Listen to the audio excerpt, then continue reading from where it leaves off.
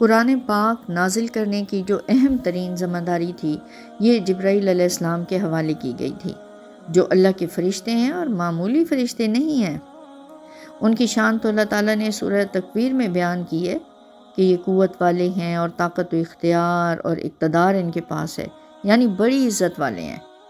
اور یہ فرشتوں کے سردار ہیں، ان کی بات مانی جاتی ہے، فرشتے ان کا حکم مانتے ہیں، ساتھ ہی ساتھ امانت دار بھی ہیں۔ ایسا نہیں ہو سکتا کہ اتنی بڑی امانت جو اللہ نے ان کے حوالے کی ہے اس میں انہوں نے کوئی کمی بیشی کر دی ہو، یا جبرائیل علیہ السلام نے اس میں کوئی غلطی کر دی ہو، اللہ معاف کرے، کہ اتارنا کسی پر تھا اور لے جا کے کسی اور پہ نازل کر دیا، اللہ معاف کرے، یا کوئی شیطان ان پر قابو پا کر ان سے وحی کو لے لے، یہ ہو ہی نہیں سکتا۔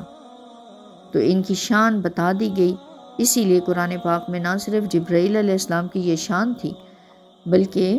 جب وحی کا نزول ہو رہا تھا